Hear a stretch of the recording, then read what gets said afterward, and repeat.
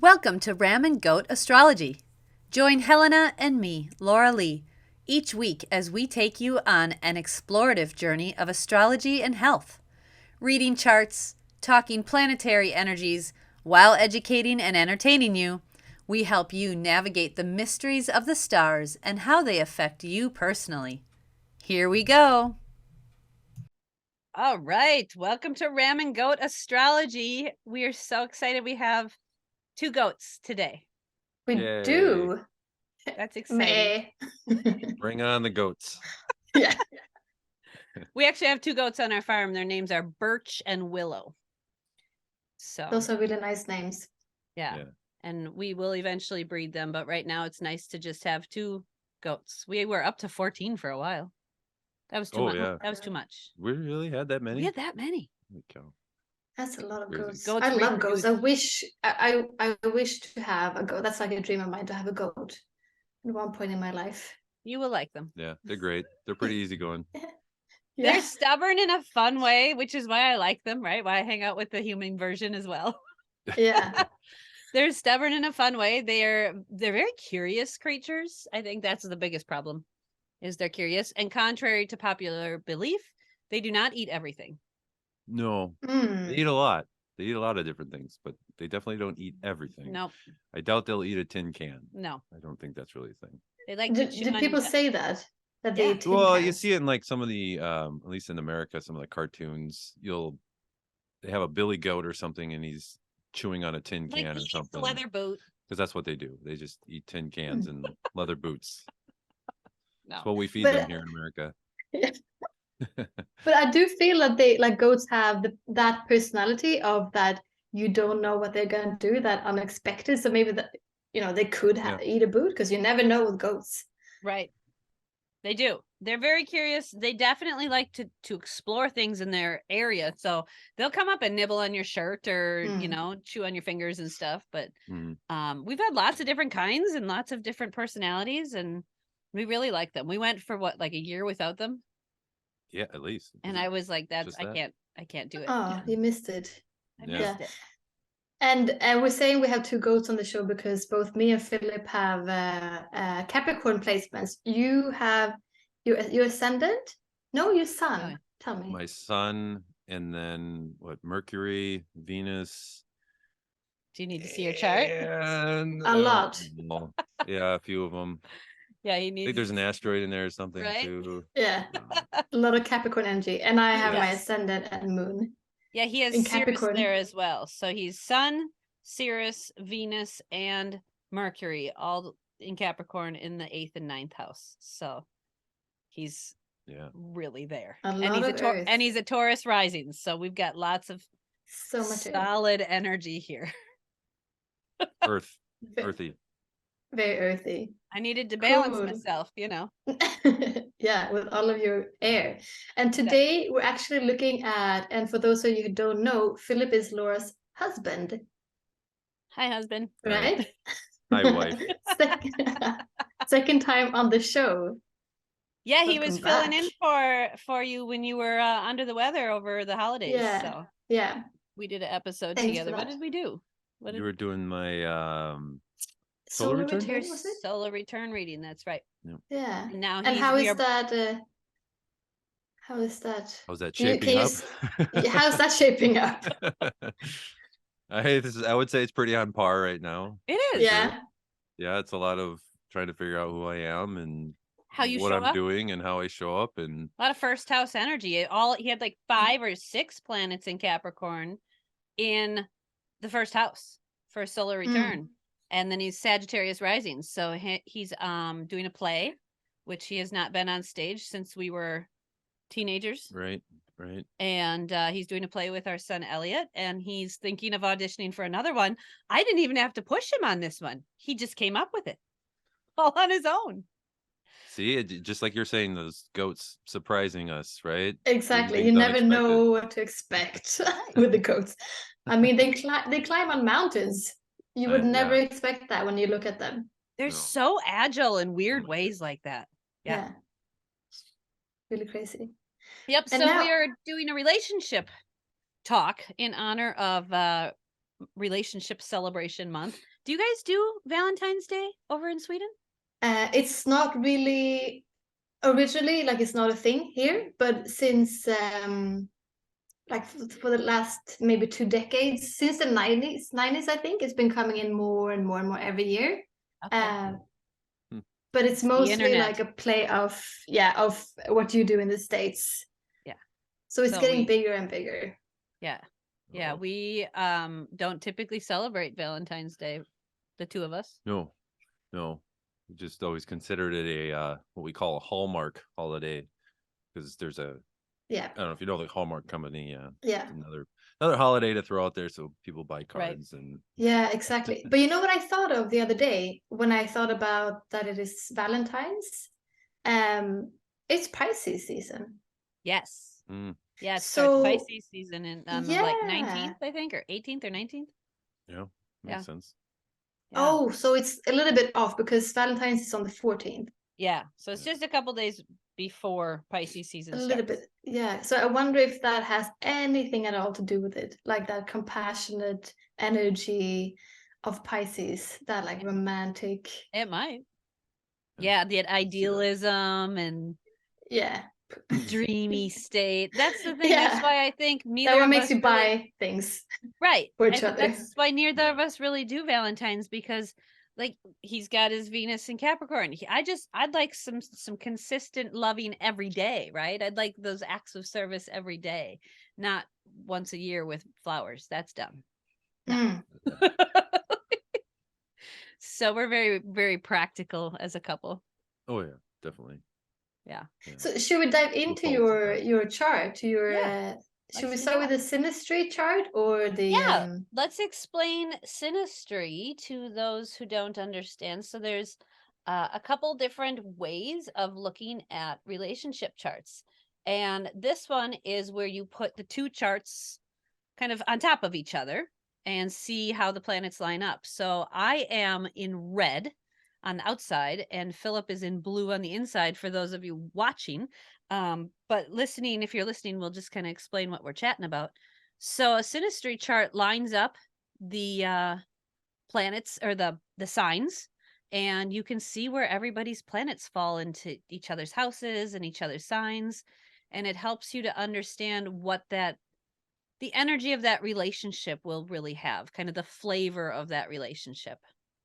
So this is pretty much your two personalities stuck on top of each other for comparison. Yes. So what jumps out at you, Helena? Well, the first thing I see is that your sun, Laura's sun, and Philip's moon are very close to each other. They're just, what are they, 4 degrees apart? 4 degrees, yes. I've got an 8-degree Aries sun, and he has a 4-degree Aries moon. Yeah, so that was the first jump out. And then straight away after, my eyes went to Philip's ascendant is almost exactly on top of Laura's Chiron. Yep. That wounded healer. That has shown up in multitude of ways over our relationship.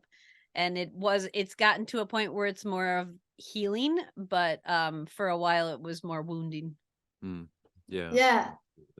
Because that is, Philip, that's your, like, the way you show up in the world, sort of like triggering and pushing on Laura's like wound. Chiron is the wound that you carry in this life. Yep. So how would that show up? Like how would you see it? Well, I know in general, Taurus is stability and finances. And that has been an Achilles heel of ours for all of our relationship. We really have always strived towards financial stability and physical stability and relational stability, but yet we really like to cause our own chaos as well. So there's that. But we've gone through so much in our relationship. I mean, for those of you who don't know, we started dating when Philip was just a little one. He was 16. He was so cute. I know. So he was 16 and I was 17. And that's a long time ago. He just turned 40. I'm 40. and there's a 3-month period in there where we're the same age, and it's been a road. Oh yeah, long journey, long winding road, I would say. For sure. With everything. So we've had to learn how to create that stability physically, relationally, and financially. And I think we're really coming to the financial part of it now. It's almost like the last piece of the puzzle we're trying to put together, right? You got most of the puzzle, and now you're just filling in a couple of the gaps, and the financial aspect is where we're really heavily focusing. But there's been some deep wounds there around all kinds of Taurus energy. I mean, my gosh, and how it showed up for Philip, I think, is he's got Chiron on his or 2 degrees off of his rising, and then my Chiron is just on the other side. So he's kind of like, it's sardined right between, his rising side is sardined right between our Chirons, and there's been so much healing around who you are. Yeah, I agree. I mean, I think definitely for us, it's, at least for me, it's been trying to balance those two, as far as trying to respect her and who she is and what she, you know, her where her energy's at, and then also respecting my own at the same time. And it's kind of been this, you know, double-edged sword as far as going too far one way or another. Yeah. So, I mean, I know if there's anything that I know as an example of that is, growing up or when we were in, I was in the Air Force, and anytime I would play video games or anything like that, that really tended to trigger her if it went too long, or if I made too much noise, or whatever the case is. If I had this like perception, if you were relaxing too much or spending too much time into that, like that Taurus, like I don't want to do anything energy, right? Like, ooh, that still rubs me the wrong way. Oh, like yeah. you get a little time to chill, but then get up and do something.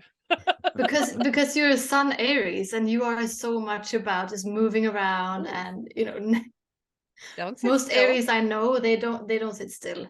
No, my dad is an Aries Sun too. He and my nephew, they don't sit still, not 1 second. No. So it's a wound I've had to learn to grow into. It's something he's had to learn to grow into, and his self-esteem has been a huge component in that. I remember many times in our relationship, I had to say, you have to tell me no. I know you don't want to. I know you don't like it, and I'm going to get angry, but you have to tell me no in certain situations. And he didn't like that for a long time. No.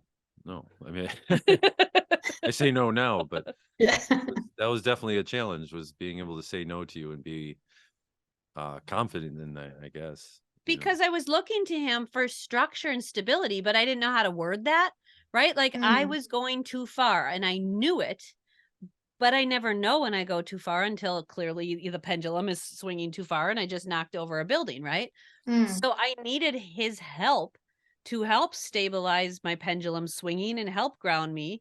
But in order for that to happen, he really did need to step up and say, Laura, this isn't okay, or you're going too far, or I don't think this is a good idea.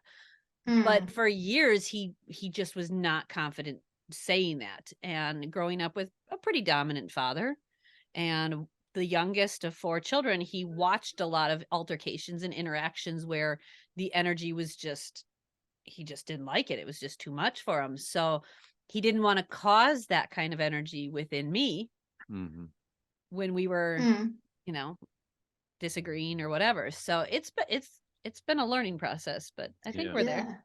Yeah. And you have so much Earth, Philip, and your Mercury is in Capricorn as well. So I guess that before you go and say something, you just don't, like a no just doesn't maybe bubble up and come out in the moment, because you think about it, and maybe you think about the repercussions, like, oh, if I say this, what's going to happen then? And you think about all of those steps instead of actually just wording it. Yeah. I talk myself out of it. He's constantly thinking about what the other person will say, how they will respond. If he says it, you know, did he say it in the right manner, in the right tone? And it's, I don't give shit that much thought.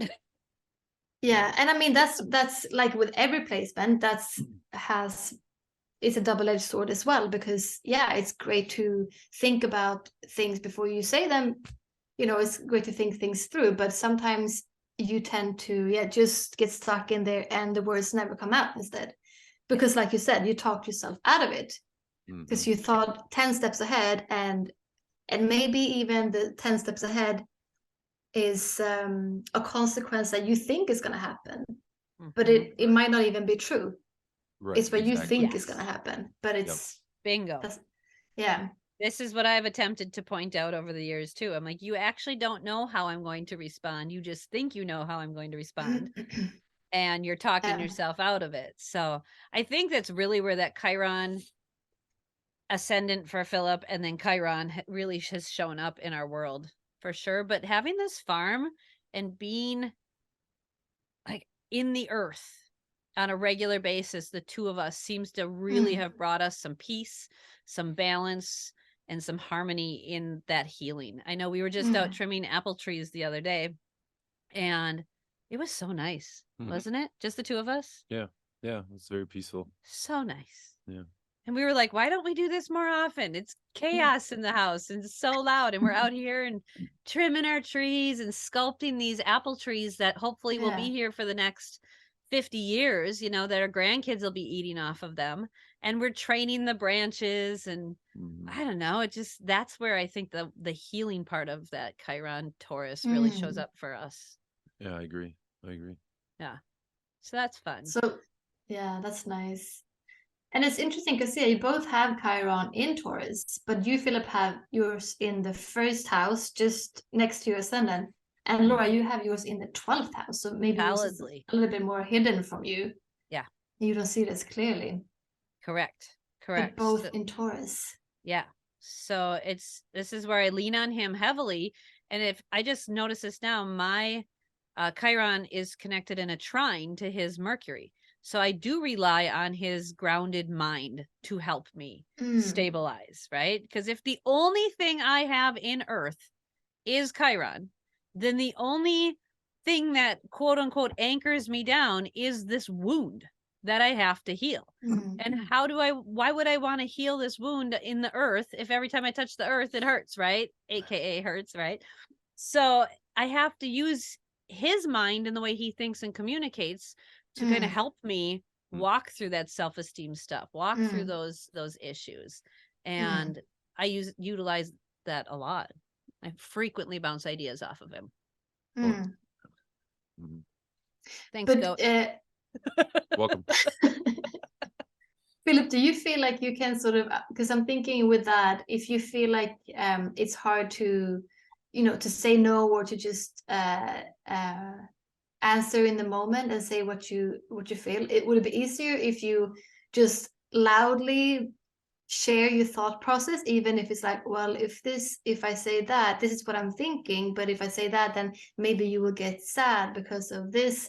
And so Laura, you know that there's a process going on, and you can also hear the honest thing what's going on in Philip's head.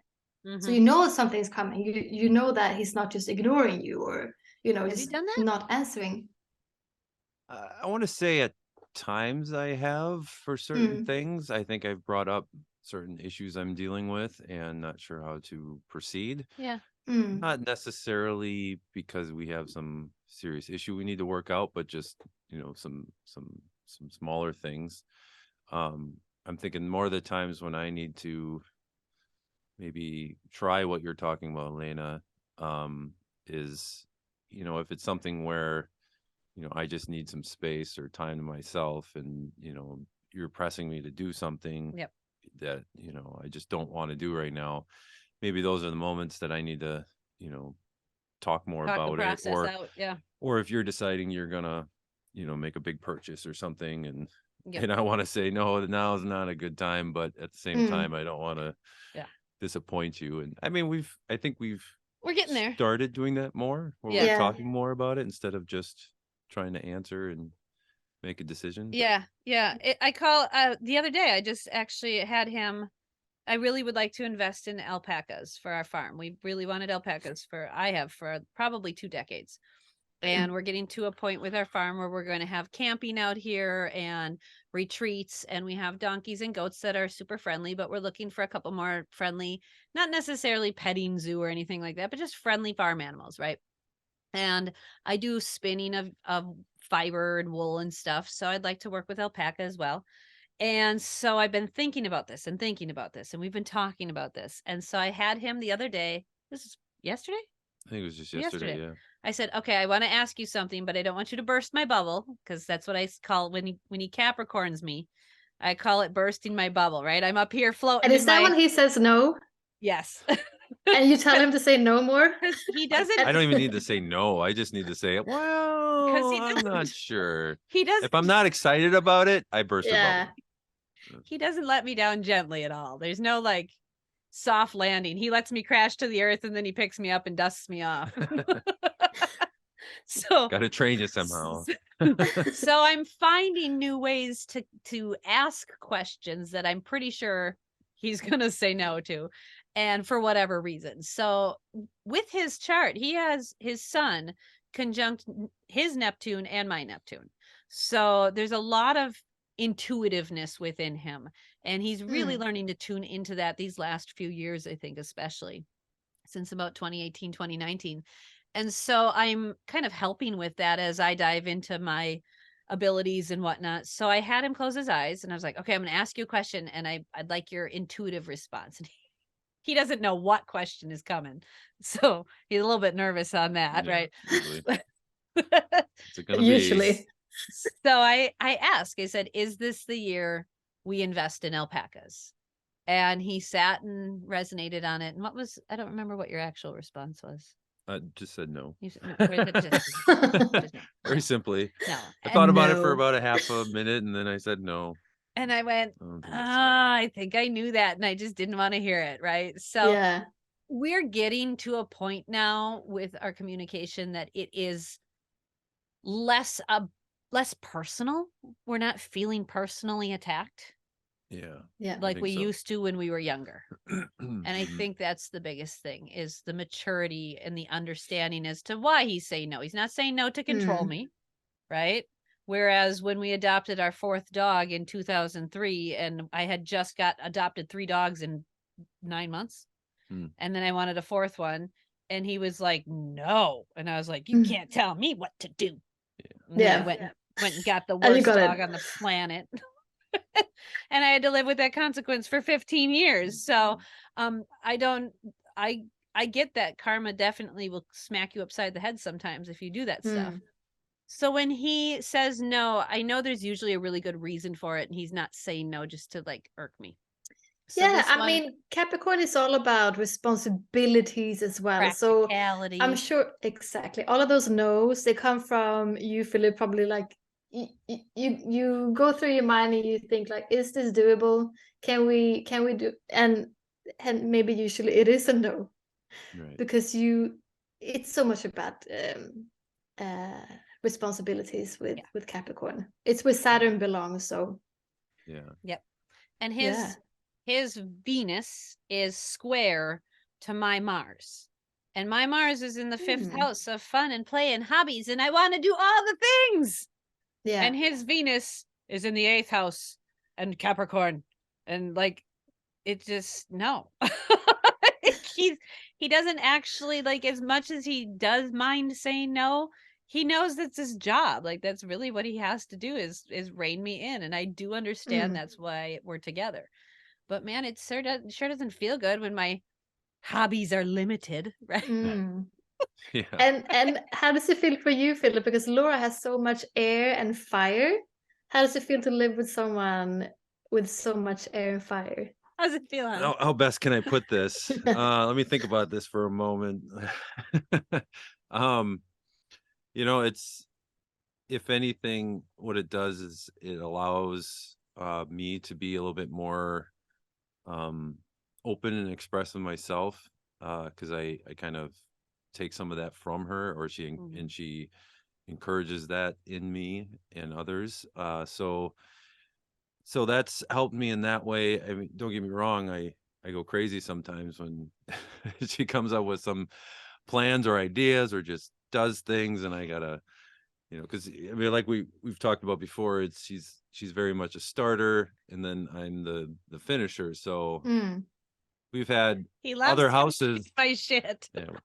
other houses we've lived in where she just tore down a wall because she was no planning or anything, just tore it down so that I could come home and from work and start working on that. Look, honey, I tore the Great. wall out. Yeah. He's like, why? Because we needed to do this project right now. So you're the initiator, and then Philip finishes the project. Yes. Exactly. Yes. So if for those of you who study human design, I am a manifesting generator. So I get the ideas, and then I have enough battery power to start, and then he's a generator. So he has the mojo to keep going and finish the project. And thank goodness, because man, nothing would get done otherwise. No. It would just be a lot of like half-built walls in your home. Yeah. Yeah. Well, I mean, even I have my own issues with not finishing things. I got plenty of projects that I've started and haven't finished. And I mean, I think it's a combination of myself in, what are aspects that, keep me from finishing my projects, but also just because I'll be in the middle of a project and suddenly there's a new project I got to start and maybe another one. So It's like usually you don't finish because you get pulled away from what you're working on. Because Laura starts another project. So then I'll just get it as finished as I can so that I can start on this other project. Yeah. But, yeah. That's funny. I have a funny picture in my head of like Philip running after Laura with like, Pretty much, fixing things. Carrying his tool bag along. Yeah. Running with the hammer. Yeah. Pretty pretty much. accurate, yeah. Did you guys feel like after you started getting into astrology that, I mean, you've been together for a long time now, so you know each other really well.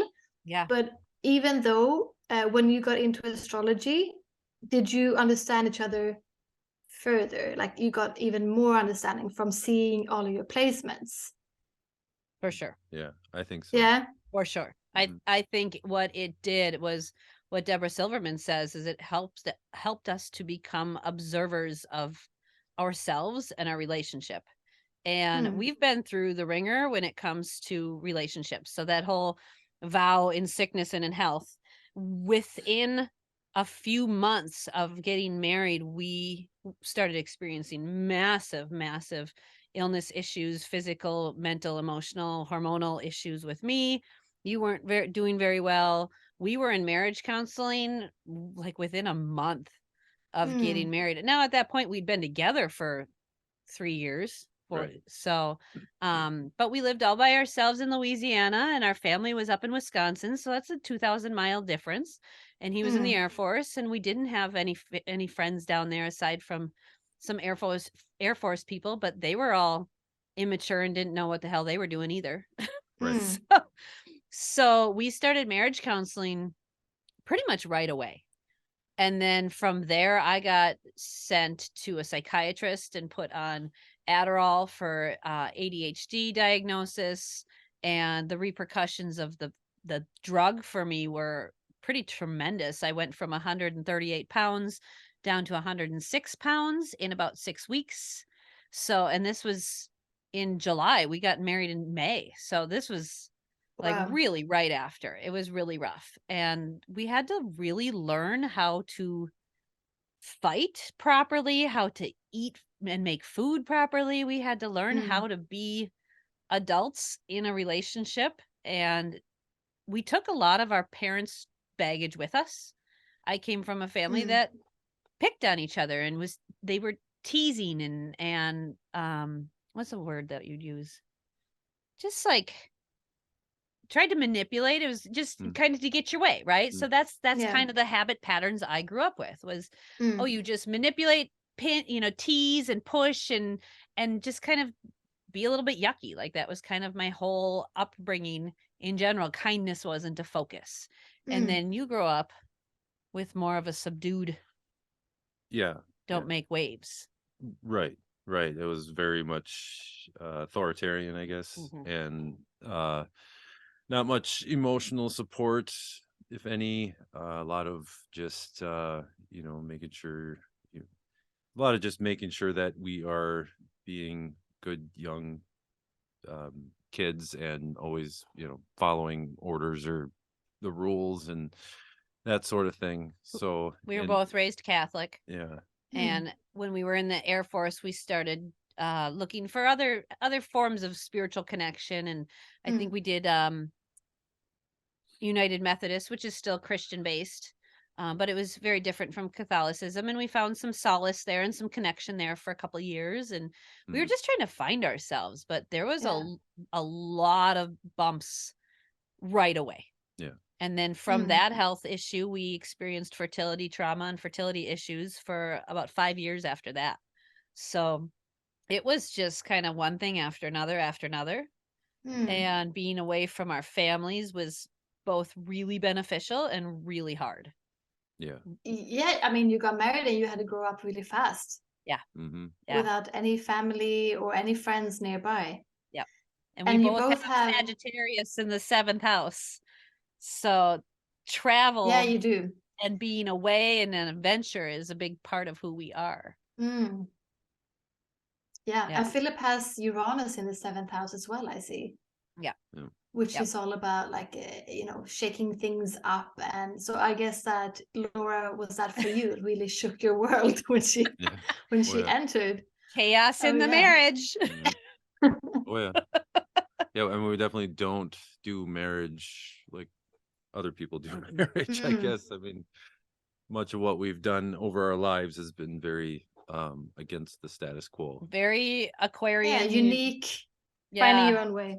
Uranian stuff. So my Uranus is in the 6th house of day-to-day work routine, health, being of service, and his is in the 7th house of marriage. So it's very interesting. And both of those are opposite my moon in Gemini. So we've got moon in Gemini, which is air, and then the opposite Uranus for both of us in fire. So there's a lot of emotional turbulence with me triggering this kind of chaos because of my emotions, which happen to be in the 12th house and kind of hidden from me. So they would creep up frequently, surprise the shit out of me, and then we'd have a big blow up out of nowhere because I didn't know things were building until suddenly, the switch flips and then there I am. Yeah, I was going to say, because both of you have 12th house moons, and from what you said about both of your upbringings, neither of you, it doesn't sound like you were brought up talking about your emotions or being true to your emotions. No, it's all about that being true. So they were being hid even more, and that's where you came into this life with from past generations, and then you together getting married, far away from everyone, and then you suddenly have to understand each other's emotions. Yep. While going through chaos with health and chaos with trying to conceive, and the wanting to conceive thing was really me with this overwhelming urge to nurture and love and create a family that I didn't have. We moved away and I didn't have that kind of support system, stability, that thing. So I created it with animals, which again, if anybody knows, the 6th house represents small animals, and Uranus is there and that's chaos. And I adopted 4 dogs in a year, like to the day. They boom, boom, boom, boom every 3 months, got a new dog each quarter. And how many cats? I think we started with 2 and we got up to 6. And you also have Jupiter there. Yeah, so I have Jupiter. Like a lot of animals.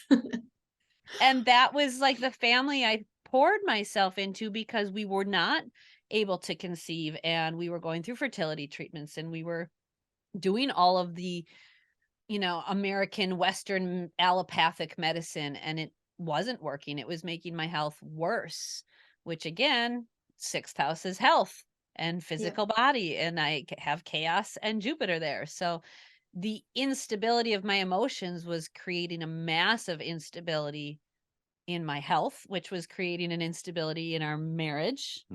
And I'm surprised, looking back, I'm surprised we made it through. I really am. I really am. Yeah. I mean, you also have your moons are sextiling each other. They're in a sextile to each other. So there is that easy flow of connecting Yeah, to each other, for even sure. you know, through everything anyway. Yeah, I think we were just kind of like emotional crutches for each other in a way. Yeah. You know, we had to rely on each other for that because we didn't get it otherwise. And I think that's kind of what held us together, is just because we For sure. had that with each other and not necessarily with anybody else. So, and again, being at that distance for the 3 years we were, and the time frame it was during our Saturn square, our last Saturn square, because it was happened during the age 20 or 19 to 22 time frame, which is when Saturn squares Saturn for the, I guess that'd be the second time in your life at that point. And so it's just before that 7-year cycle where Saturn comes around and you have your Saturn return. So we were both learning how to grow up, right? We were working hard on learning how to grow up. And his Saturn's in the his sixth house of day to day work and routine. And he was in the Air Force, and that makes you grow up real fast. They treat you like an adult, and you get responsibilities like an adult, and bills and all of that. We bought our first house when we were 19, like bought it. So, and then my Saturn's in the 5th house of play and fun. So I had to learn how to be a big person and not play so much. So it was, that working out? Yeah, it's real good. So I think our moons sextiling each other, there's definitely a very deep connection there, and it's very much past life related. We are exactly 40 weeks apart to our birthdays, like to the day. So like I showed up, and then his spirit is like, "Oh, she's here. Okay, go, go, go." Yeah, I was listening to that episode, and yeah, and he dove in. So I think that's a really significant point in our chart where we did heavily lean on each other during those 3 really tough years. Definitely. Talking to Laura and Philip about their relationship chart was so much fun. So we had to cut this and make it a 2-part episode that we will continue on next week. See you then. Thank you for tuning in. If you would like to be a part of our show or have a personal reading done with us, email us at RamGoatAstrology@gmail.com. We can't wait to hear from you. See you next week.